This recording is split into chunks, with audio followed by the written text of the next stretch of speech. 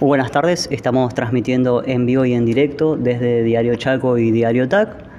Estamos en el Salón Obligado y estamos a punto de entrevistar al gobernador de la provincia, Jorge Capitanich, a días de una jornada clave e histórica. Vamos a elegir casi 1 millón de chaqueños a nuestro gobernador. Por el Frente Chaqueño, Capitanich busca su reelección y después tenemos otros candidatos que buscan arrebatarle el sillón de obligado. Gobernador, estamos a días, como decía, importantes. Es la primera elección que uno tiene la sensación de que hay un final un poco más peleado. Usted viene de elecciones donde ha ganado con mucha contundencia. Quizás en las legislativas ahí sí hubo en muchas oportunidades una elección más peleada, pero esta es como una elección que todavía tiene un final abierto, parece ser, en la que el electorado parece haber optado en gran parte por otras opciones, más allá de que usted es el candidato más votado en las PASO. Consultarle cómo espera el desarrollo de estas elecciones, cuáles son sus expectativas y bueno, cómo se siente de cara a una elección tan importante para usted y en la que no está todo tan claro como parecía en anteriores elecciones. Bueno, yo nunca subestimo al electorado, por lo tanto, jamás, ni aún en los mejores pronósticos, pretendo decir que una elección está definida. La verdad que si me preguntás en este domingo 17 de septiembre, quizás a las 22 horas te digo cómo salen los resultados. O sea, el electorado tiene la capacidad de elegir entre distintas opciones. Acá hay 7 listas. En consecuencia, lo vamos a ver a través del tiempo. Cuando uno analiza nuestra lista 652 Frente Chaqueño, es la única que tiene 70 candidatos a intendentes en toda la provincia. Nos sigue la lista encabezado por nuestro principal oponente, que tiene 69, y el resto no han completado la lista de candidatos a intendentes y concejales en las distintas localidades. Por lo tanto, efectivamente nosotros lo que percibimos es que, como toda elección, es una elección que está configurada por un escenario de alta incertidumbre. Y eso significa que han surgido distintas metodologías de participación por parte de la ciudadanía. Esto se nota de una manera muy clara. La irrupción de Javier Milei es un dato objetivo de la realidad. Ha tenido un impacto significativo en el orden nacional y también en el orden provincial. Esto te lo pueden explicar desde Ciervo Petizo hasta Colonia Popular, pasando por Puerto Tirol o Los Frentones o Taco Pozo. Nunca, ni siquiera existe un referente identificable, pero la verdad es que el votante fue y votó conforme a las boletas que existían dentro del sobre de cada urna, ¿no? Así que bueno, yo creo que lo que es más importante es no hacer análisis político. Yo voy al grano, digamos. Nosotros tenemos que observar claramente que en las próximas elecciones del 17 de septiembre se define 3 cuestiones para las cuales el elector tiene que elegir. Primero, un plan de gobierno. Segundo, capacidad para gobernar. Tercero, un balance desde el punto de vista de lo que se hizo y lo que se hará. Punto. Capacidad para gobernar, no cabe la menor duda que nosotros podemos acreditar eso. Plan para gobernar, tenemos un plan quinquenal 2023-2027, plan Chaco 2030. Ellos hablan de plan, pero nunca lo muestran, porque no lo tienen. Y en tercer lugar, efectivamente, hemos podido identificar logros significativos y obviamente asignaturas pendientes, como toda gestión. Entonces, el gran desafío para nosotros son las asignaturas pendientes. Por eso propusimos 3 grandes ejes. 3 grandes ejes que significa 649 barrios para 50.000 títulos de propiedad urbana. Eso significa tu propiedad, tu lugar en el mundo, lo cual implica, bueno, una inversión que hoy se estima en casi 600.000 millones de pesos. Eso significa tener un título de propiedad. Si uno quiere hacer un título de propiedad urbana, en la provincia de Chaco hay que regularizar 50.000 títulos de propiedad urbana en 649 barrios. Hemos hecho un gran esfuerzo para este año, que se hicieron ya 2.800 y está planificado la entrega de 12.000. Pero eso significa también otras inversiones, no solamente el título. Hoy un título te cuesta entre 50.000 y 80.000 pesos si tenés que hacer acta de escribanía o también el tema de mensura a través de un agrimensor. Por lo tanto, no solamente hay que tener el título, que es seguridad jurídica, sino la vivienda digna, la vereda, la calle, que puede ser ripio, o pavimento urbano, o cordón cuneta, o cunetas revestidas de ladrillo, o eventualmente alumbrado público, o también áreas verdes de recreación a través de plazas, plazoletas, o lo que significa claramente la infraestructura social básica, agua potable, cloacas, acceso a internet, como así también el tema de electricidad. Conjuntamente con eso, en los respectivos municipios, en el desarrollo de parques industriales con la provisión de gas. O también cuando se expande o crece un barrio, obviamente crece la demanda para tener un lugar en la escuela, un lugar en el centro de salud, o también mayor importancia relativa de la transitividad de patrulleros para el tema de seguridad pública, o también el acceso a la justicia. O sea que no cabe o también la infraestructura deportiva, o por qué no un centro cultural, o por qué no un centro comunitario. O sea, hay múltiples demandas en los barrios que se da a través de la expansión desde el punto de vista de la extensión de la población. En segundo lugar, 20.000 viviendas. ¿Por qué? Porque hay que hacer 5.000 por año. ¿Por qué? Porque vos tenés dos fuentes de financiamiento, pública y privada. La pública lo podés hacer a través del 1% de la masa salarial, como propusimos nosotros, a través de viviendas unifamiliares o multifamiliares.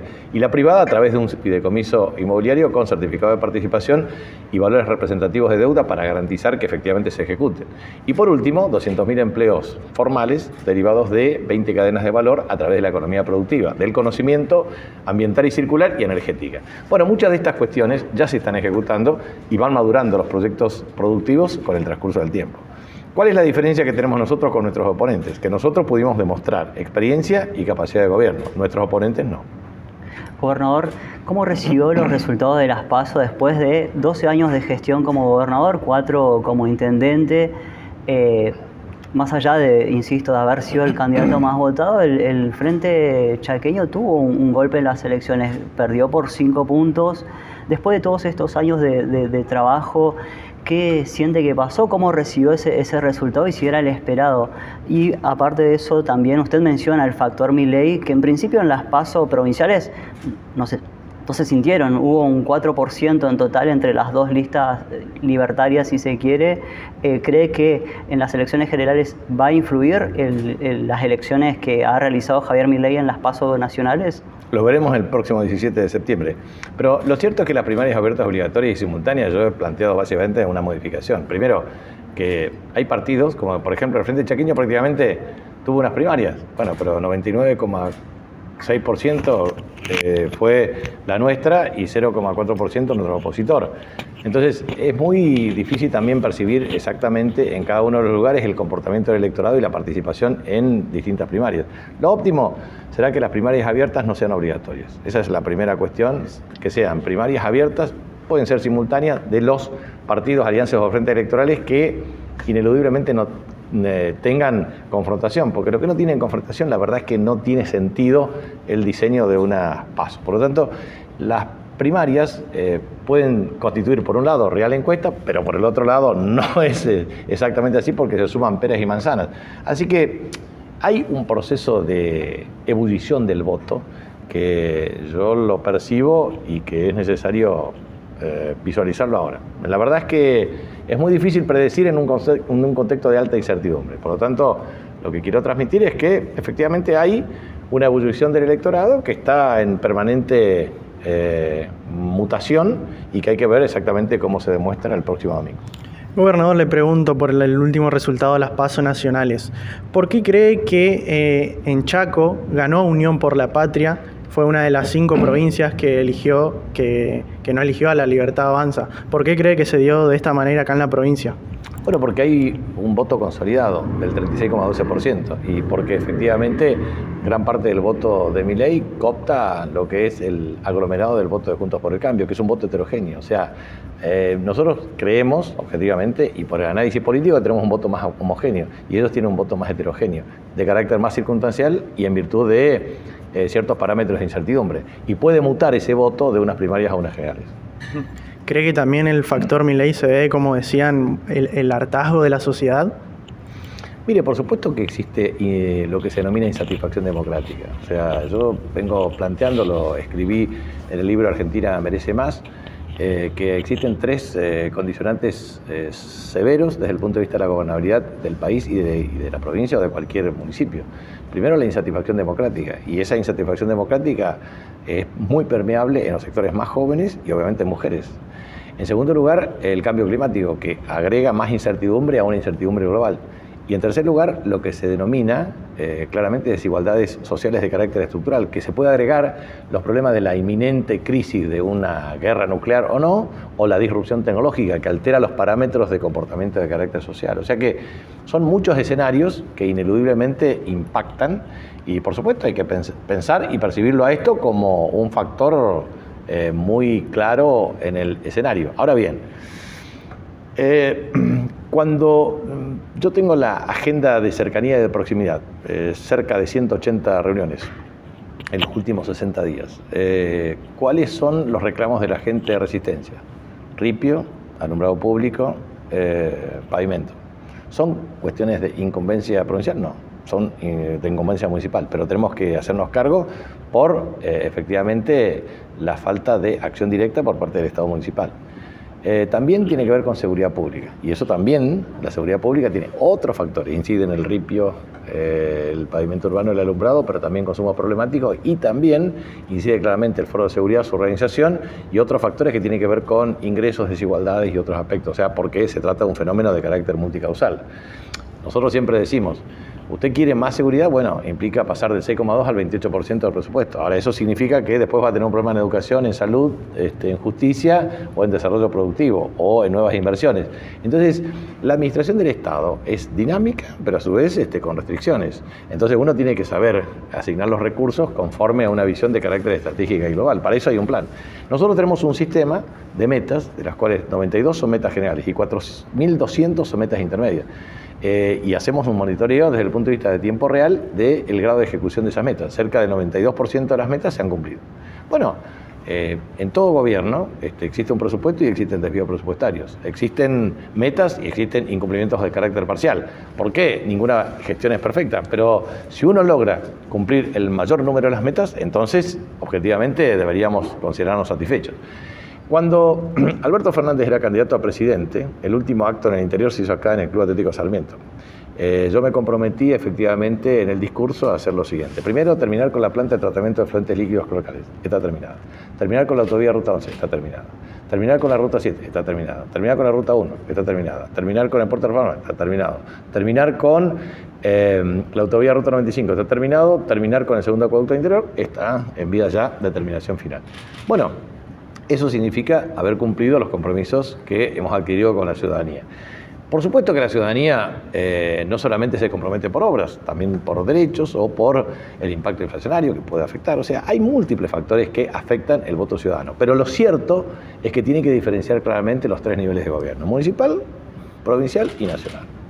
Respecto al tema provincial, bueno, yo tengo que plantear, obviamente los opositores siempre se encargan de agredirnos verbalmente, pero eso para un hombre experimentado en el oficio como yo, lo tomo de quien viene. Entonces, la primera sensación que tengo es, ellos hablan de caos, anarquía, pero la verdad que el mejor ordenador son las finanzas públicas. Y en esta provincia, una familia chaqueña que tiene esposo y esposa, sabe muy bien que puede llevar su hijo a la escuela y la escuela está abierta. Y el docente está enseñando, y el alumno está aprendiendo, y ellos pueden ir a trabajar tranquilamente. Eso es un gran logro. ¿Por qué? Porque hay un Estado que paga en tiempo y en forma, y que cumple la cláusula de gatillo, y que tiene estabilidad y garantías laborales, y que ha cumplido con premisas insoslayables de una negociación. Uno puede, todo el tiempo, se dice que insumos, medicamentos, etcétera, pero son operaciones de todo el tiempo. Hago el monitoreo sistemático. Siempre puede haber imperfecciones, porque la casuística no puede garantizar la universalidad del servicio.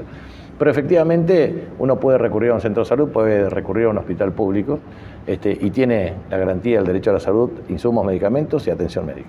Uno puede, y se puede quejar obviamente del problema siempre de seguridad pública, porque existen una multiplicidad de hechos y factores que inciden, pero siempre está un patrullero, un policía, una comisaría y un sistema que atiende. Lo mismo que la justicia.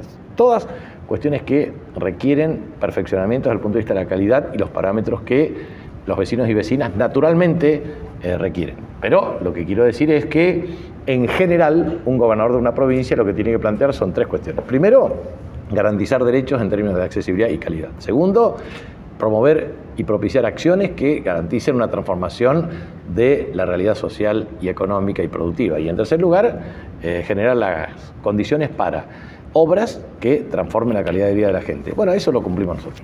Gobernador, quiero continuar con el escenario pospaso. Usted, una de las frases que viene diciendo desde el año 2019 es unidad en la diversidad. Justamente desde el PJ se ha solicitado la unidad de los referentes del justicialismo. Estamos hablando puntualmente de Gustavo Martínez, quien obtuvo un nada menor porcentaje de votos del 8%.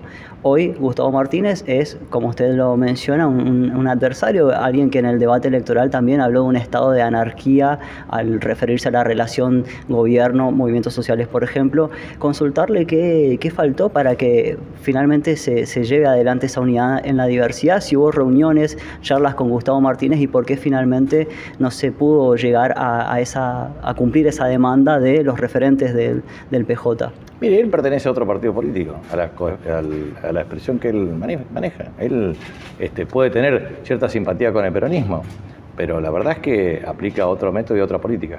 Y lo mismo los otros referentes. O sea, nunca hubo una charla para... mire, el tema de conversar o no conversar, yo tengo diálogo con todos los dirigentes políticos, porque es necesario tenerlo siempre. Pero la verdad es que si hubiesen participado en primarias abiertas y simultáneas, no hubiesen tenido minoría. Esta es la verdad, no hubiesen tenido minoría. Entonces, lo cierto es que obviamente responden a una estrategia política, de autonomía política y a su vez de complicidad política con la oposición.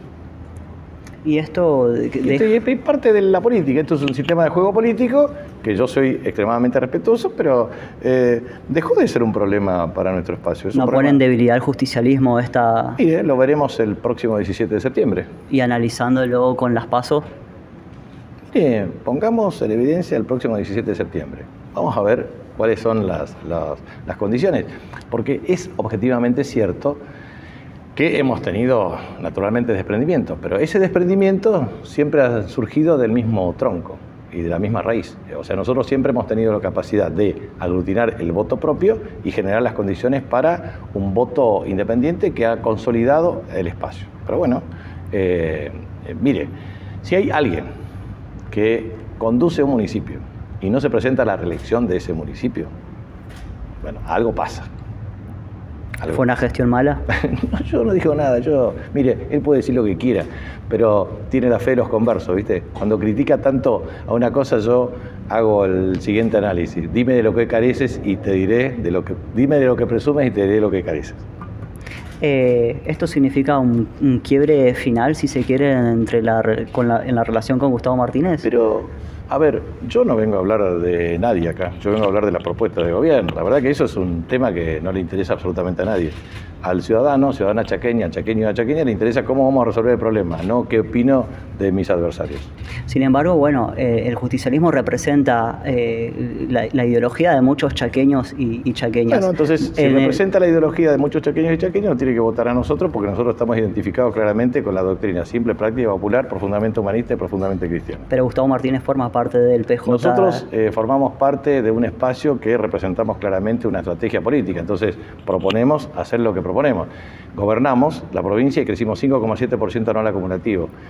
Nos comprometimos a aulas limpias y cómodas, hicimos 820 escuelas, 1.500 intervenciones, 100.000 bancos inmobiliarios, más de 10 millones de libros, cerca de 250.000 computadoras.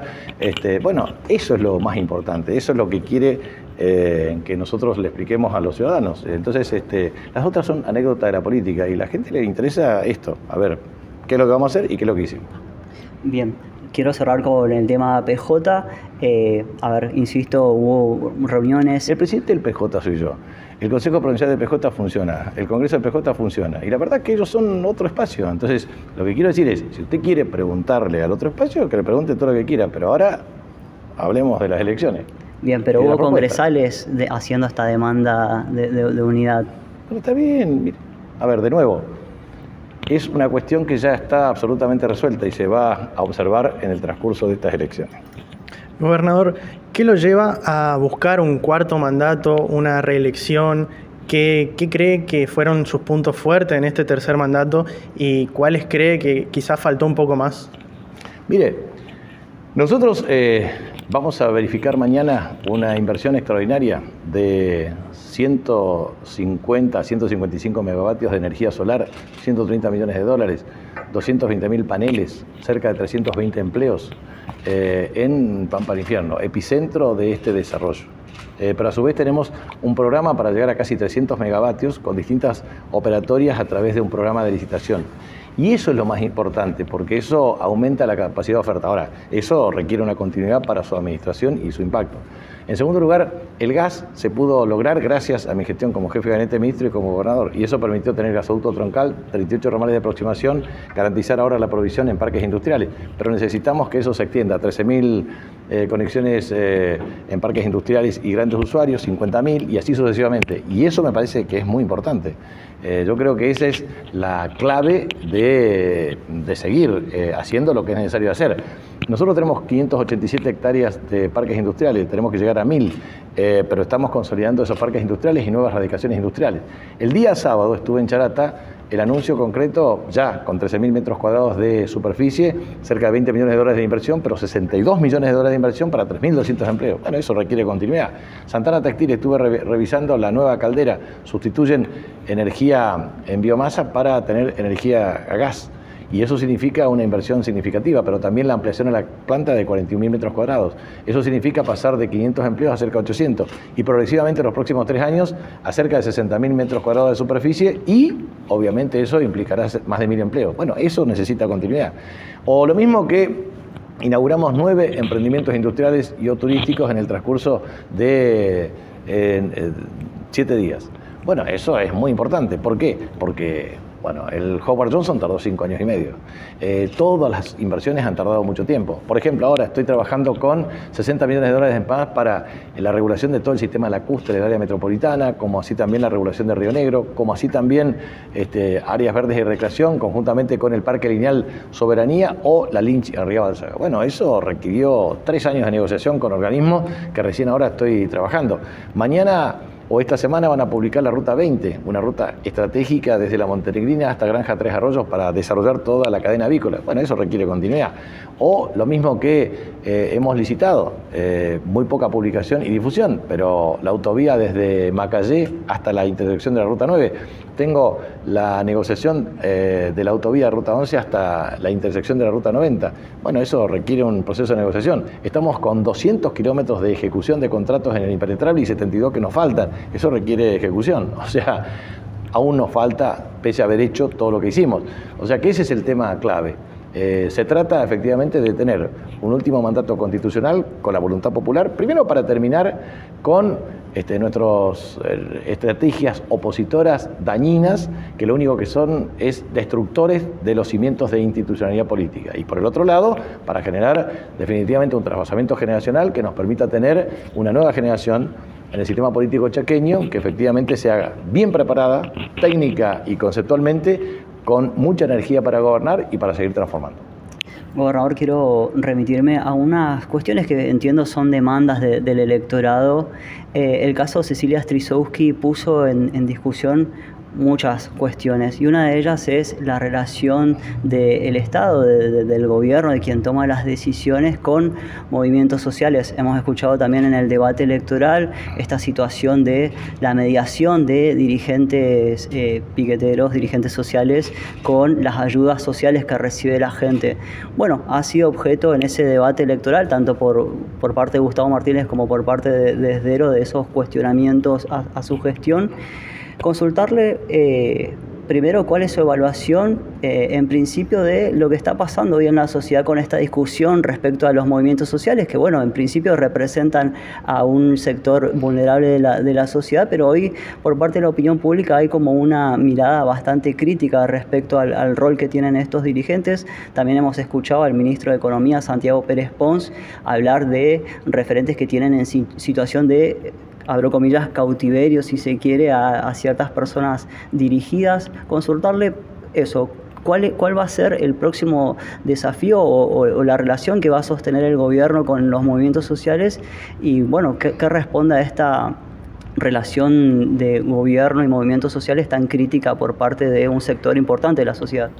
Mire, nosotros nos fuimos fundadores de los movimientos sociales. Cuando gobernaban los opositores, la provincia del Chaco estaba tomada, la ciudad de Resistencia sitiada, y obviamente a mí, como senador, me llamaban para generar intermediación en materia de regulación de conflictos sociales.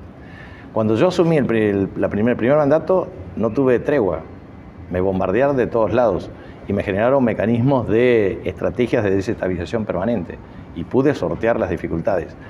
En virtud de lo cual generamos las condiciones para trabajar ejes que permitan garantizar inclusión social y también trabajo, porque efectivamente una sociedad que tiene problemas de exclusión social, de desigualdades de carácter estructural, requiere herramientas por parte del Estado. Fíjense que vamos a terminar disminuyendo de 57.000 planes sociales a 10.000 hacia fin de año. Y en general a un proceso de inserción de cerca de 27.000 a través de distintos programas y a su vez 18.000 emprendedores. O sea, todo el tiempo hemos cumplido con nuestra vocación de transformar planes sociales en trabajo. Obviamente, uno de los grandes oponentes críticos al tema fueron los que más prodigaron a estos dirigentes sociales. Hablemos en serio. Entonces, si queremos hablar en serio, hablemos en serio de nuestros oponentes y de lo mucho que mienten respecto a este tema. Por lo tanto, nosotros tenemos que administrar las tensiones sociales de la sociedad en el régimen de transparencia existente, pero también tiene que haber un comportamiento de fiscales federales y también fiscales de la provincia que son titulares de la acción penal en el sistema acusatorio, si existe alguna irregularidad. Pero desde el Estado no existe irregularidad, por una razón muy sencilla. La construcción de soluciones habitacionales es una fórmula necesaria para generar condiciones desde exclusión a inclusión y entrenamiento de carácter laboral. Y eso significa garantizar también una solución para muchas familias que no tienen soluciones habitacionales. Por lo tanto, nosotros trabajamos con un régimen absolutamente transparente, convenio, ratificación por parte de todos los organismos de control, asignación de recursos con pago electrónico, certificación y verificación. O sea, existe transparencia. Si efectivamente el uso de algún referente no es transparente respecto a su organización, ese es un problema efectivamente que debe ser evaluado desde el punto de vista de la justicia, frente a una denuncia de partes. Pero lo cierto es que también no me hago el desentendido, porque creo que esto tiene que generar un proceso de mutación en el comportamiento global. Yo creo que ellos han tenido un método extorsivo con cortes de calle, etc. Hemos podido regular en los últimos 75 días, lo cual permitió reducir drásticamente los niveles de corte e interrupción de todo tipo, pero también hemos recibido por parte de la justicia una mayor capacidad de interacción. Entonces, el Poder Ejecutivo solo no puede, requiere un Poder Judicial sólido. Ahora, también quiero dar una cuestión básica. Aquel que dice que va a exigir un persalto a la Corte es porque de derecho no entiende nada. Por una razón muy sencilla. Existe una ley 48 de recurso extraordinario y también la casación, pero existen instrumentos desde el punto de vista de apelación ante la Corte. La Corte es el titular del persaltum, no una persona. Entonces, me parece que eso es un tema importante también, porque si no, por la galería, entonces decimos barbaridades todo el tiempo y criticamos solamente para destacarnos en algo.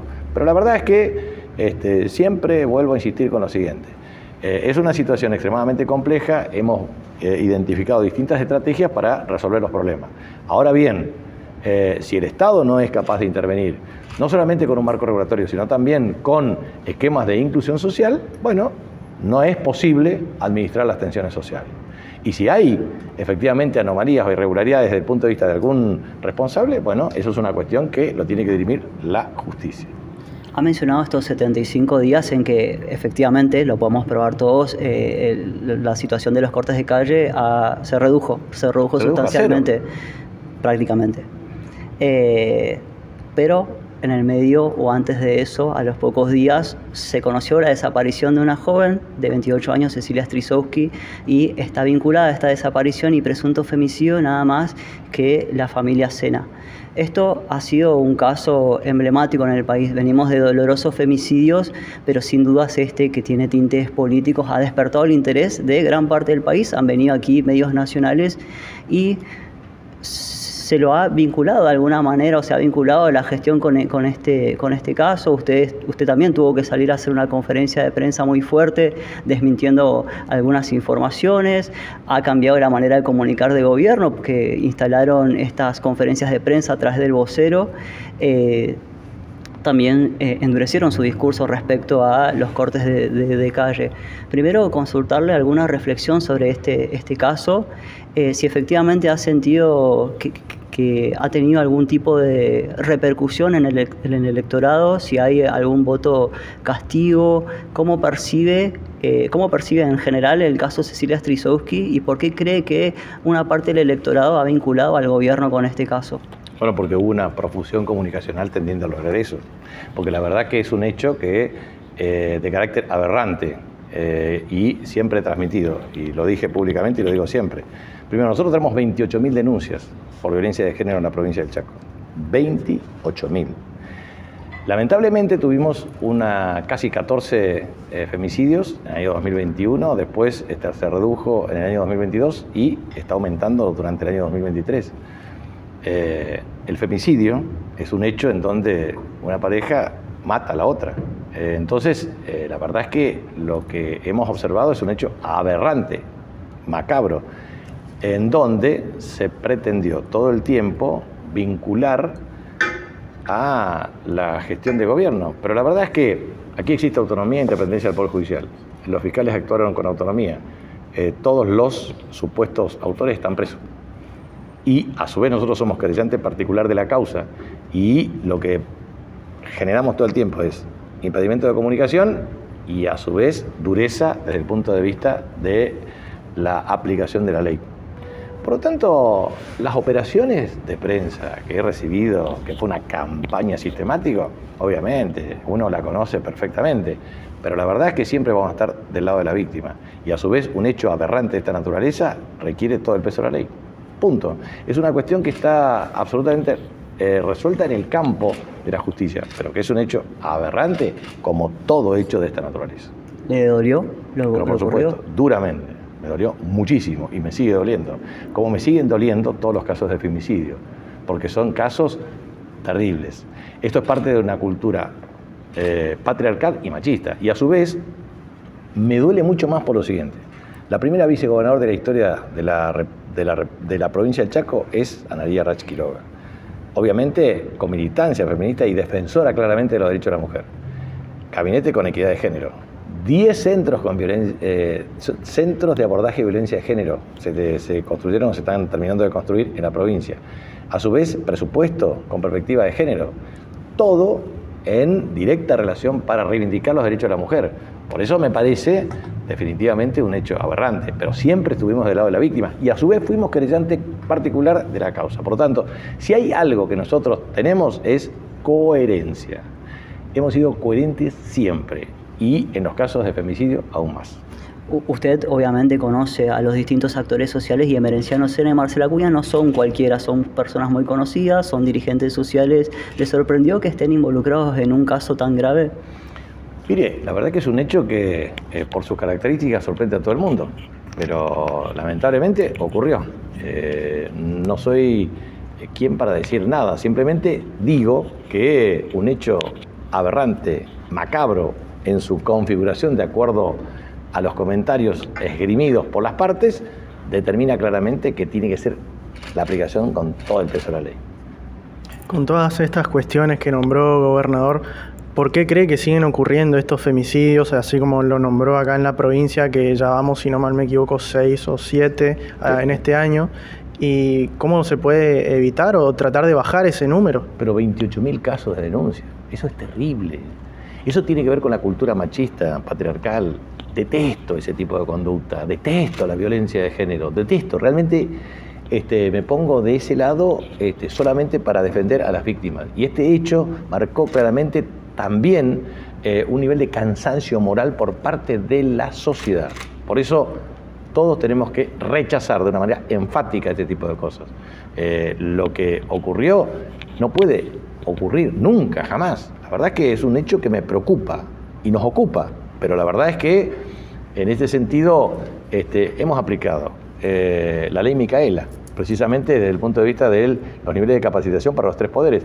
¿Por qué? Por una razón muy sencilla, porque es necesario formar conciencia social respecto del paradigma de convivencia humana. La verdad que eso es un hecho terrible y me preocupa mucho más por la ocurrencia de los hechos. ¿Cree que este va a ser un caso que va a marcar un antes y un después, tanto en la provincia como a nivel nacional? Mire, creo que es un hecho aberrante que debe marcar siempre un antes y un después. Y ojalá Dios quiera que podamos generar las condiciones para que exista un cambio cultural de conducta. Quiero reiterar una pregunta que me quedó pendiente. Usted es un estadista, analiza números y demás. En las elecciones se vio importantes victorias, por ejemplo, en Barranqueras respecto a la candidata a intendente, Magda Ayala. Sin embargo, también un importante nivel de corte de boleta. Usted ha perdido las elecciones en Barranqueras o no ha sido el más votado en las elecciones provinciales en esa ciudad. Quería repetir y reiterar esta pregunta respecto a si siente que este caso, el caso de Cecilia Strisowski, ha tenido alguna influencia en el electorado o cómo explica esta decisión del electorado del corte de boleta. Mire, es posible que haya tenido una incidencia y es claro y notorio que lo ha tenido. Esto es un dato concreto. Ahora, también es cierto que hubo una campaña sistemática, agresiva, con lo cual esto ha tenido resultados electorales muy concretos. Bueno, quiero continuar con unas cuestiones de la gestión.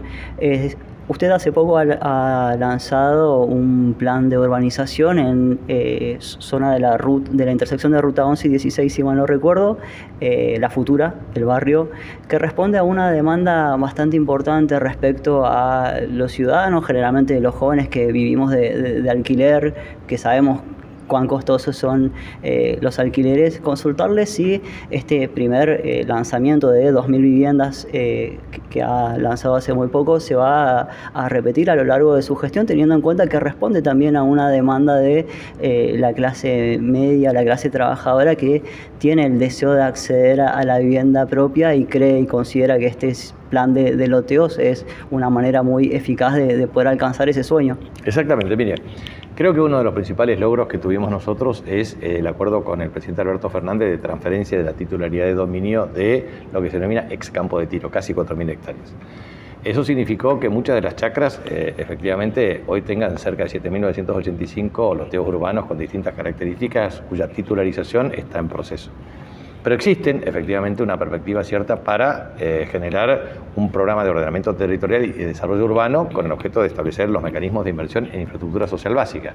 El loteo urbano hay que hacer infraestructura social básica y después obviamente un sistema de adquisición del lote.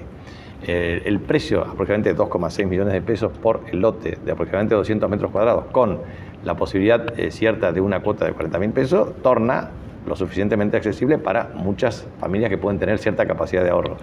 Pero lo cierto es que efectivamente nosotros tenemos que llegar a combinar lo que es vivienda unifamiliar con viviendas multifamiliares, con el objeto de que en una misma unidad de superficie podamos tener más viviendas. Nosotros, ¿cómo lo vamos a hacer? Lo vamos a hacer con un excedente financiero existente en el Estado provincial a través de la fiduciaria del norte, con el objeto de que el fideicomiso inmobiliario tenga un proceso de capitalización. Después, obviamente, la venta de lotes generará un flujo financiero adicional. Pero el plan que nosotros tenemos para los próximos 4 años de 20.000 viviendas tiene la particularidad de tener un fondo público equivalente al 1% de la masa salarial, principalmente para policía, empleados públicos, docentes, enfermeros, médicos, trabajadores de la salud, porque obviamente también requieren una estrategia de adquisición de una vivienda en un país en donde es imposible acceder a un crédito hipotecario. La segunda cuestión me parece muy importante es el sector privado. Hay muchos empleados del sector privado, como así también emprendedores o cuentapropistas o personas que viven de su trabajo en distintas actividades que requieren una estrategia que les permita acceder a loteos urbanos. Ese programa tiene como perspectiva llegar a aproximadamente 15.000 lotes. 15.000 lotes que van a ser variables con el formato de viviendas unifamiliares o multifamiliares. Existe otro emprendimiento, por ejemplo, que tiene que ver con el tema de expediátrico. Ahí son más de 400 departamentos. Existe otro emprendimiento que está en el ex campo de tiro, pero la parte del ejército por la avenida Castelli. Eso requería, efectivamente, para la posibilidad de hacer 1.000 viviendas multifamiliares, un desarrollo de conductos pluviales de carácter estructural que se está haciendo ahora con la 9 de julio, con la Edison, por la Lynch y Arriba Balsaga y también con financiamiento del Banco Mundial, y eso va a resolver un problema para que ese terreno pueda ser utilizado terreno que fue objeto en su momento de usurpaciones y exacto, demás. sí. ¿Cuántas viviendas tienen contempladas? Ahí son aproximadamente 1.000 viviendas multifamiliares y aproximadamente 546 lotes. ¿El mismo sistema que la futura? Es una de las modalidades que se pretende hacer. La verdad que lo queríamos calzar con el plan Procrear. Lamentablemente no nos dio el tiempo y las circunstancias. Sí está ejecutándose el ex pediátrico, que ahí va el edificio del INSEP más estas torres de departamentos. Bueno, son temas como así también hicimos en Saspeña, como lo hicimos acá también.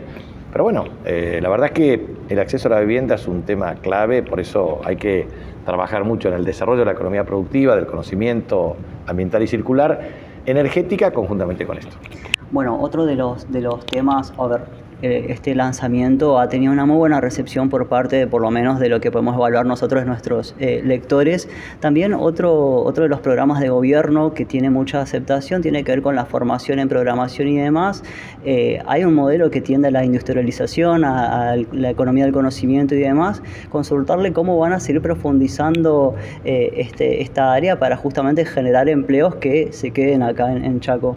Sí, respecto al informatorio, que tiene muy buena aceptación porque efectivamente es un sistema gratuito que permite llegar a los 70 municipios por plataforma digital y tiene un nivel de introducción, un nivel de capacitación en técnicas de página web y otro nivel que tiene que ver con lenguaje de especialización tipo Java u otros. A nosotros nos parece que esa es una estrategia muy buena y la queremos expandir al sistema educativo para lograr definitivamente que los estudiantes puedan tener un nivel de capacitación muy buena en el informatorio, como así también enseñanza de idiomas a través de la jornada extendida de base digital, para lo cual tenemos que perfeccionar todavía los parámetros de conectividad y el acceso de 300.000 computadoras adicionales al sistema. A nosotros nos parece que eso es una herramienta muy buena y, por supuesto, creemos que el problema de industrialización nosotros lo vemos como una necesidad imperiosa. Pero por eso yo siempre hablo de pasar a 200.000 empleos formales sobre la base de la cadena textil, la cadena cárnica bovina, la cadena foresto-industrial, la cadena cárnica ovina y caprina, la cadena cárnica porcina, la cadena de piscicultura asociada al pacu arrocero, la cadena arrocera que involucra harina de arroz y otros componentes, la cadena de la industria metalmecánica, la cadena tecnológica informática, la cadena de la industria de entretenimiento, la cadena que tiene que ver con el desarrollo apícola y así sucesivamente. Son múltiples cadenas que acá funcionan. La cadena de producción de alfalfa para el mercado de exportación, la cadena frutihortícola que puede involucrar la frutilla para industrialización, el pomelo para el jugo levité o el pecan para exportación. Bueno, hay mucho de desarrollo en proceso que nos parece muy importante, así como el tema de los 2 plantas frigoríficos que se pretenden ya tener todo el desarrollo para el 18 de febrero, una abriendo ahora como la inauguramos el sábado y otra para el 18 de febrero. Esto implicará 2.000 empleos. O la planta textil que anunciamos el otro día en Charata, que ya empieza y que tiene varias etapas hasta llegar a $62 millones de inversión con 3.200 empleos. O lo que significa Altotec con 360 nuevos empleos para 1,6 millones de jeans con 14 marcas de carácter internacional. O sea, todo eso es muy bueno, o lo mismo Cajiva, toda la fábrica de pelota para sustituir importaciones, porque eso tiene un desarrollo industrial importante. Así que 20 cadenas de valor son muy claras para la provincia, va a funcionar muy bien y esto, por ejemplo, a Carlotec acá, que es acá en 25 de mayo, tienen producción textil, pero también en marroquinería, y la marroquinería con cuero chaqueño. Entonces, ahí lográs procesar todo el tema de la cadena cárnica bovina, el cuero, la posibilidad de marroquinería y otras utilizaciones, y eso es muy bueno. Gobernador, se lo ve muy compenetrado de cara a las elecciones, como usted mismo lo dijo ayer, tienen una cita con la historia. Pero a lo largo de estos últimos años siempre se lo nombró para Nación, que este año también fue el año que más cerca estuvo cerca de integrar alguna fórmula. A ver, nosotros siempre pensamos, y esto lo expusimos públicamente, que era necesario debatir un plan, que era necesario conformar equipos técnicos y profesionales y que era necesario después elegir el candidato. Bueno, se optó por un método absolutamente alternativo. Se eligió un candidato sin plan y sin equipos. Bueno, yo creo que hay que perfeccionarlo esto en la instancia que nos queda para el 22 de octubre y después para noviembre. Por un lado, muy sencillo, digamos, porque yo creo que realmente hay que tener un plan de gobierno holístico, sistémico e integral. Yo propuse 4 puntos para no ser demasiado extenso, pero 4 puntos para mí son claves. Primero, hay que plantear un modelo de exteriorización de activos reales y financieros. Eso se llama literalmente blanqueo, pero blanqueo para adelante. Para atrás, borrar eso de las declaraciones juradas y generar las condiciones para que todos efectivamente declaren. Porque hay en caja de seguridad, en todos los lugares. Ahora, si nos vamos a poner a revisar a todo el mundo, bueno, la verdad es que vamos a tener un problema serio, porque hay más de 400.000 millones de dólares fuera del circuito financiero y las dificultades para el crecimiento de la economía de manera sostenible es que faltan dólares. Y bueno, si tenés los dólares ahorrados en otros lugares y no le permitís generar las condiciones para que se depositen esos dólares en un circuito financiero confiable, entonces estamos complicados. Segunda cuestión, pero decirle, mira, si vos no depositas tus dólares en el sistema con una cuenta fiduciaria, no vas a poder tener después el otro tema, que es la moneda legal de curso, la moneda digital de curso legal obligatorio, que es un tema clave para la trazabilidad. Entonces, eliminás la informalidad y mejorás la performance fiscal, monetaria y cambiaria. En tercer lugar, lo que tenés que hacer es un régimen multimonetario. Si vos tenés dólares, transás en dólares. Ustedes dos pueden hacer, ustedes tres, uno le compra a uno, otro así, y así sucesivamente. Pero lo que se denomina banca marcha transaccional, en el sentido de que no puedas prestar y generar dinero bancario, sino una banca transaccional, sobre la base de lo que tenés. Podés efectuar compra, venta, pero dentro del circuito. ¿Querés sacar la plata afuera? Un gran impuesto del 30% que te garantice que efectivamente la plata circula acá. ¿Querés comprar un bien de capital? Obviamente lo haces a través de CIRA, pero que lo puedas pagar con los dólares disponibles. ¿Querés efectivamente tener bienes de consumo? Bueno, regularlo de acuerdo a la evolución de la industria nacional.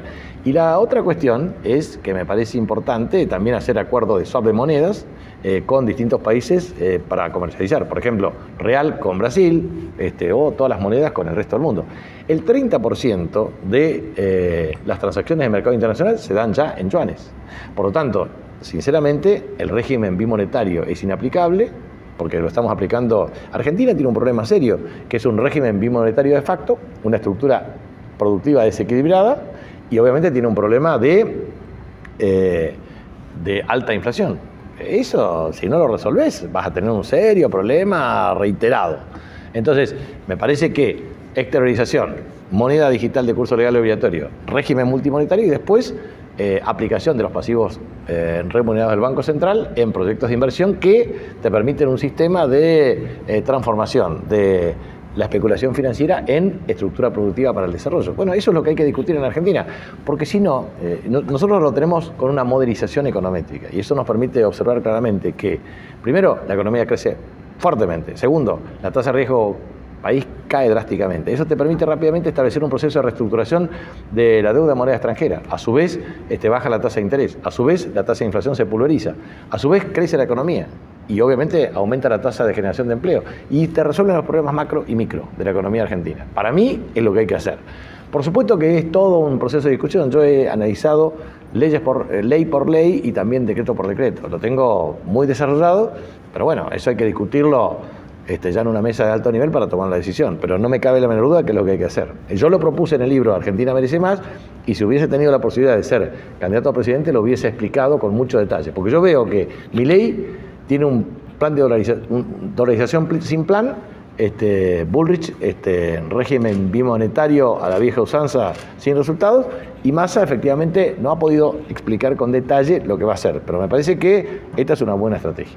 La última de mi parte, gobernador. ¿Qué piensa que va a estar haciendo el 10 de diciembre de este año? Trabajando. ¿Acá? ¿En este mismo lugar? Probablemente. ¿Acá o en allá o en otros lugares? Bien, la última también de mi parte para cerrar, consultarle cuáles van a ser los desafíos de una próxima gestión y una pregunta vinculada también para cerrar respecto a Unión por la Patria. Hace poco Massa se reunió con gobernadores. ¿No estuvo usted? Aparentemente no hubo un representante chaqueño. ¿Esto a qué responde? A que estoy de campaña electoral. O sea, yo hablé con ella y le dije que no podía ir por una razón muy sencilla, porque estoy abocado a las elecciones del 17 de septiembre. Es absolutamente comprensible. La segunda cuestión es los desafíos de la próxima gestión. Es generar las condiciones para terminar todo lo que empezamos en todas las dimensiones posibles, pero al mismo tiempo atacar problemas que la sociedad demanda. Por ejemplo, el tema de movimientos sociales. Hartazgo social por cortes, y obviamente eso tiene que ver con una nueva instancia de la regulación por parte del Estado, en términos de asignación de recursos y en términos de resolución de problemas. Un tema que lo tengo que abordar con toda la complejidad que requiere. En segundo lugar, y con toda la complejidad que requiere la inclusión de otros poderes del Estado. Segundo tema, seguridad. Aplicamos e implementamos una multiplicidad de procedimientos y estrategias, pero son insuficientes frente a un problema que es de alto impacto para la sociedad. Mejorar y perfeccionar todos los servicios, mejor calidad educativa, mejor calidad de atención sanitaria, mejor calidad de seguridad, mejor calidad de justicia, mejor calidad en la gestión de las empresas públicas, saneamiento y desarrollo. Y por último, claramente, más inversiones en materia de infraestructura para el desarrollo conjuntamente con lo que ya propuse, la urbanización de barrios, viviendas, generación de trabajo. O sea, la próxima gestión será claramente una gestión bajo el signo del trabajo. Dijo que un ñoqui no puede gobernar la provincia del Chaco. ¿Quién tiene que gobernar la provincia del Chaco? Alguien que tenga la experiencia suficiente, la capacidad para gobernar y demostración probada de que lo pueda hacer. Nosotros estamos probados. Lo que comprometimos cumplimos, y lo que efectivamente vamos a comprometer ahora lo vamos a cumplir. Un ñoqui no. Mire, esto es una cuestión concreta. Primero, usted tiene que analizar los currículos. A ver, ¿qué hizo?